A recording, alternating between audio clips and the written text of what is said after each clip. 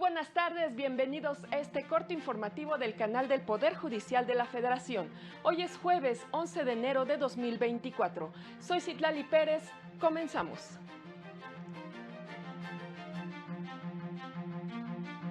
La Corte resolvió 3 contradicciones de criterios entre tribunales colegiados. El derecho al hogar es de los niños, por ello debe agilizarse el proceso de adopción, aseguró la ministra Esquivel Moza.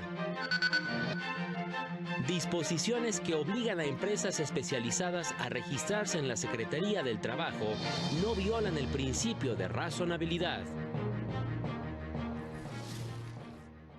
La Suprema Corte publicó la sentencia del Pleno en la acción de inconstitucionalidad 74/2024, en la que invalidó disposiciones de la Ley de Fiscalización Superior y Rendición de Cuentas del Estado de Oaxaca, que establecían el cobro de derechos por la expedición de copias certificadas. El Pleno determinó que las tarifas establecidas para la prestación de este servicio resultaban desproporcionadas y no correspondían al costo que implica para los entes públicos la certificación de documentos. El Pleno exhortó al Congreso de Oaxaca para que en el futuro se abstenga de emitir normas que presenten dichos vicios de inconstitucionalidad.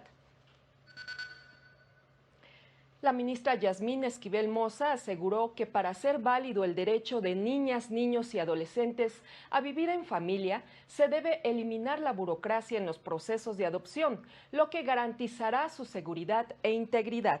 Señaló que actualmente hay más de 30,000 infantes esperando el proceso de adopción en las más de 1,000 casas hogar en nuestro país, y las familias de acogida ofrecen una oportunidad de refugio temporal para ellos. ¿El problema? La burocracia que atrasa. ¿Quién puede ser una familia para estos niños? Pero ¿cómo podemos ayudar? Agilizando adopciones, certificando familias de acogida y recordando que el derecho a un hogar es de los niños, no de los adultos. Tú también puedes participar.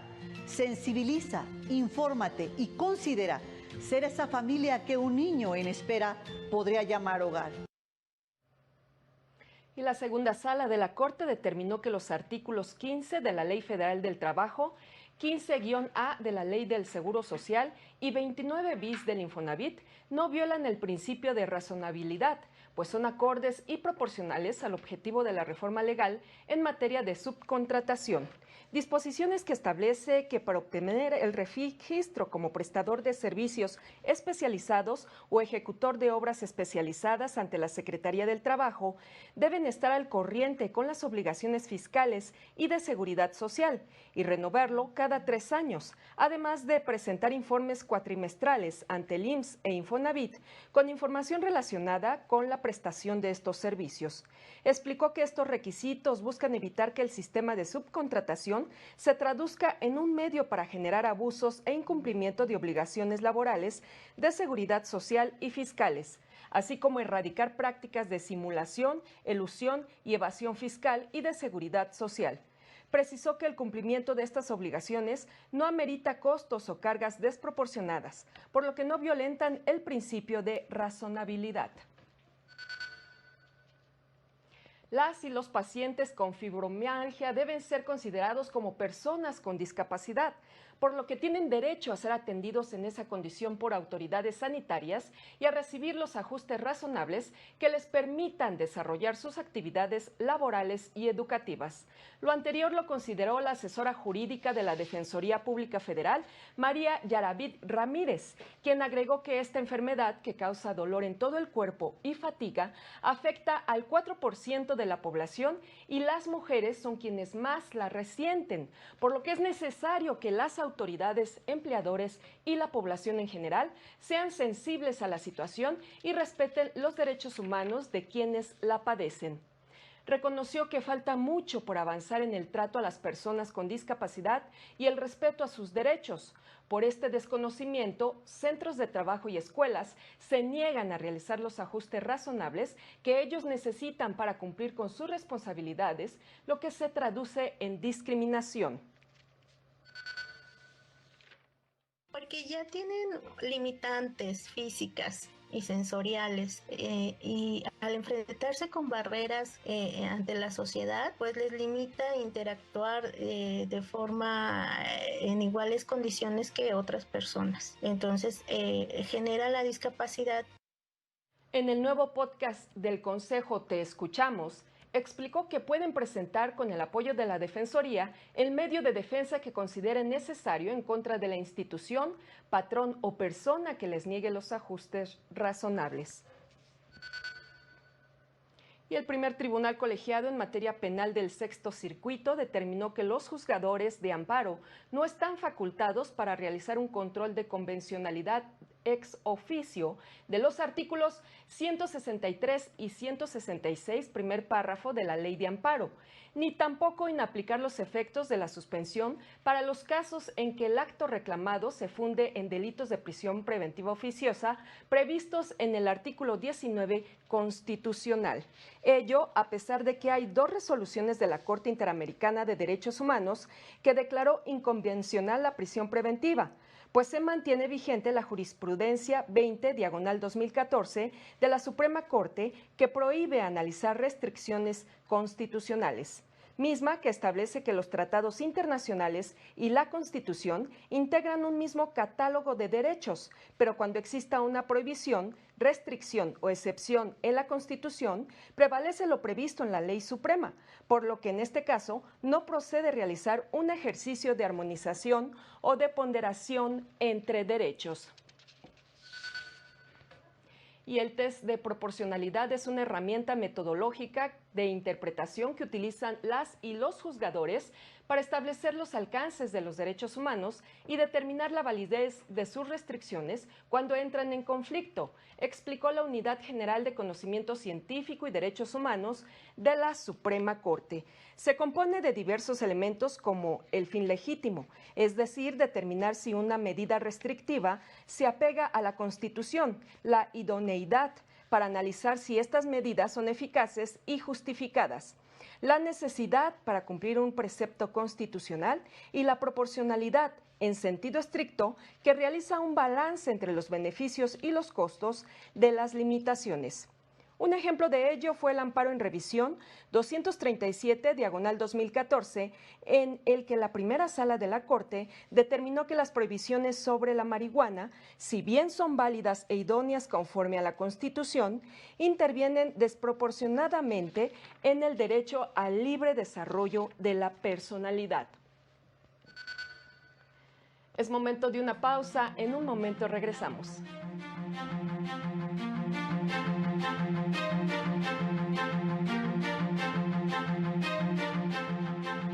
Al regresar, el Tribunal Electoral confirma el acuerdo del INE que obliga a partidos políticos a postular como candidatos a personas con discapacidad.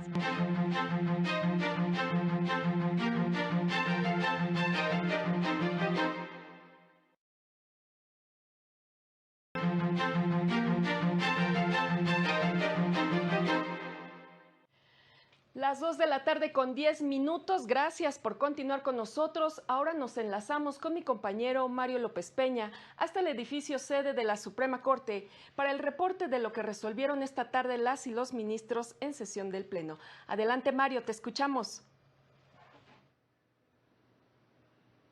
¿Qué tal? Muy buenas tardes a todas las personas que siguen esta transmisión. El Pleno de la Suprema Corte de Justicia guardó un minuto de silencio por el fallecimiento del ministro en retiro, Agustín Telles Cruces, y también del jurista, doctor Sergio García Ramírez. A título personal, la ministra presidenta Norma Lucía Piña Hernández hizo un pronunciamiento por el fallecimiento del doctor García Ramírez. Un gran jurista y un excelente defensor de la independencia judicial.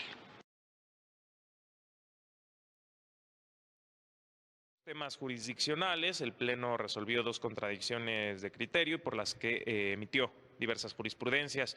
Las primeras de ellas respecto del incidente por exceso o defecto en el cumplimiento de la suspensión provisional. Escuchemos los criterios en voz del ministro ponente.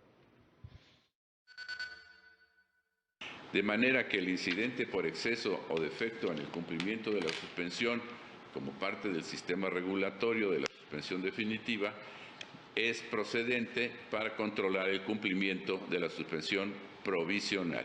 Se propone que el recurso de queja interpuesto en contra de la resolución de un incidente por exceso o defecto en el cumplimiento de la suspensión provisional no queda sin materia si durante la tramitación del recurso se emite la resolución que concede o niega la suspensión definitiva. La otra jurisprudencia fue relativa a los criterios para determinar la competencia por materia de un tribunal colegiado. Escuchemos ahora al ministro ponente, Jorge Mario Pardo Rebolledo. En términos generales, que por regla general es aplicable el criterio para establecer la materia respecto de la naturaleza del acto y de la autoridad, pero que en casos excepcionales también podrá recurrirse al origen de esos actos cuando así lo requiera el caso. Muy bien. Ese es el reporte de lo que sucedió en la sesión pública de este jueves. Gracias, Mario, por la información. Pues ahí tiene estas noticias. Y en más noticias, el Tribunal Electoral confirmó el acuerdo del INE que establece medidas tendentes a garantizar las condiciones de igualdad para la participación política de las personas con discapacidad, mismo que obliga a los partidos políticos a postular fórmulas de candidatos integradas por personas con discapacidad a diputaciones federales por el principio de mayoría relativa en 6 de los 300 distritos y 2 fórmulas más de representación proporcional que deberán ubicarse entre los 10 primeros lugares de las listas de cualquiera de las 5 circunscripciones. En el caso del Senado, deberán postular una fórmula dentro de los primeros 15 lugares de la lista de representación proporcional. La sala estimó que el mecanismo garantiza un sistema democrático con mayor representatividad. La magistrada Yanin Otálara Malasis apoyó el proyecto, pero con un voto razonado. Y esta propuesta hubiera justamente permitido mantener las 12 postulaciones de candidaturas indígenas a diputaciones de RP, en lugar de revivir solo las 9 fórmulas que se habían ordenado en 2021. Y lo mismo sucede en el caso de personas con discapacidad, ya que hubiésemos podido haber ordenado que se postularan 3 fórmulas para el caso de diputaciones de RP en lugar de 2, que es lo que se había propuesto. Y como parte de su sección en redes sociales, Sentencia en un Minuto, el Consejo de la Judicatura Federal destacó el amparo que otorgó el Juzgado 10º de Distrito de Naucalpan a vecinos de Jilotzingo, Estado de México, que frenó un proyecto inmobiliario de 20,000 viviendas a fin de garantizar el derecho humano a un medio ambiente sano, pues la construcción contemplaba la tala de más de 180,000 árboles y no contaba con estudios de impacto ambiental, por lo que se revocaron todos los permisos concedidos. Además, instruyó a las autoridades de los 3 niveles de gobierno diversas acciones para proteger esa zona natural y prevenir más proyectos de esa índole. Y en más temas, la Defensoría Pública Federal brindó servicios de defensa a personas que se encuentran en una o varias situaciones de vulnerabilidad. Tal es el caso de personas pertenecientes a pueblos y comunidades indígenas. En 2023 atendió a 1,762 personas de dicho sector, de las cuales 286 fueron mujeres y 1,476 hombres en las modalidades de defensa en materia penal o bien la representación en asuntos no penales.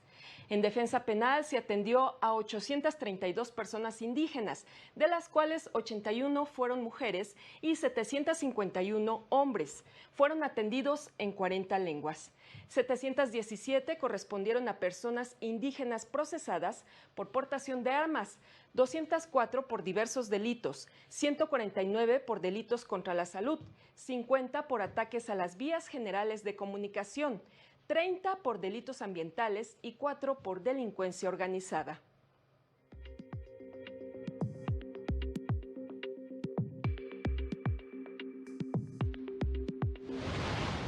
En Jalisco se llevó a cabo un conversatorio con magistradas y magistrados civiles del Poder Judicial local sobre la implementación del sistema de justicia civil y familiar en el Estado, en el que se abordaron los procesos orales y las necesidades específicas de la entidad.